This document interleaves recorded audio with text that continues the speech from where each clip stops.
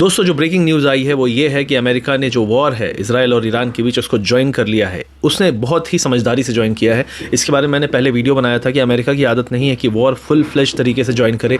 उसकी हमेशा की एक स्टाइल रही है, वो है माइंड गेम खेलने के बाद एकदम प्रिसाइज स्ट्राइक करना। लास्ट जब ट्रम्प था प्रेसिडेंट तब उन्होंने एक ईरान के चीफ कमांडर को एलिमिनेट किया था और वो भी प्रिसाइज स्ट्राइक के साथ। तो इसी तरीके की स्टाइल से नॉर्मली अमेरिका कोऑर्डिनेट करता है। कहीं भी पहले करता था, पहले फुल फ्लेज्ड वॉर ज्वाइन करता था, लेकिन उससे उसको समझ में आया कि बहुत डैमेज होता है। तो B2 स्टेल्थ बॉम्बर यूज़ किए गए हैं जो 3 मेजर न्यूक्लियर साइट्स है जहां पे यूरेनियम का एनरिचमेंट चल रहा था और ये माना जा रहा था कि यहां पे न्यूक्लियर बॉम्ब बनाने की कोशिश हो रही है और ईरान उस कोशिश में बहुत पास है। जो 3 न्यूक्लियर साइट्स हैं, फोर्दो, इस्फहान और नातांज, ये 3 न्यूक्लियर साइट्स में उम्मीद की जा रही थी कि यहाँ पे पक्का एनरिचमेंट उस लेवल का चल रहा है कि न्यूक्लियर बॉम्ब बनाया जा सकता है और ईरान उसके बहुत पास है। तो यहाँ पे तीनों जगह पे B2 स्टेल्थ बॉम्बर से डबल अटैक 250 टन तक का बॉम्ब ये कैरी कर सकता है। और इसमें क्या है, डीप पेनिट्रेट करने की एक खासियत है। 100 फीट तक ये पेनिट्रेट कर सकता है और ये माना जा रहा था और कोई फाइटर प्लेन अगर बॉम्ब ड्रॉप करते हैं तो उसका deep penetration impact lower level पे नहीं होगा, क्योंकि ये जो साइट है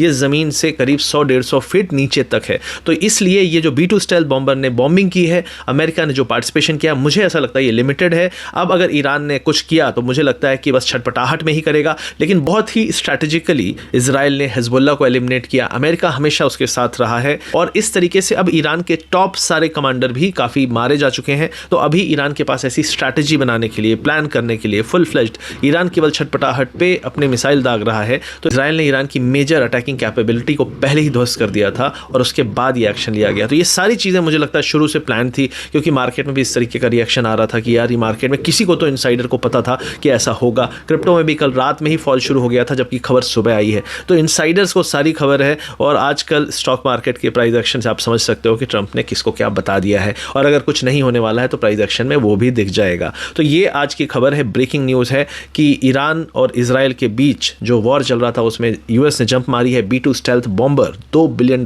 का एक प्लेन आता है। 6 प्लेन फ्लाई कराए थे गुआम में, लेकिन वो एक ब्लफ था। वो गुआम नहीं गए, वो सीधे गए हैं आपके ईरान पे अटैक करने। हो सकता है कहीं पे बीच में पॉज लिया हो, लेकिन गुआम ऐसी जगह है जहां पे बाकी किसी कंट्री का एक इंटेलिजेंस होना बहुत मुश्किल है। एक आइलैंड है छोटा सा और वहां पे अमेरिका की पूरी सेना अच्छी खासी है। तो ये ओवरऑल ब्रेकिंग न्यूज़ है, देखते हैं क्या होता है। लेकिन मुझे लगता है कि अब मेजर डीएस्केलेशन का टाइम आ चुका है इस वॉर में, क्योंकि अब ईरान के पास कुछ नहीं बचा है, वापस से छटपटाहट पे अटैक कर सकता है। और इजराइल के पास जो मोटिव था कि वहां पे न्यूक्लियर एनरिचमेंट जो चल रहा था, न्यूक्लियर बम बनाने की कोशिश चल रही थी यूरेनियम एनरिचमेंट के थ्रू, वो मोस्टली अब डैमेज हो चुकी है।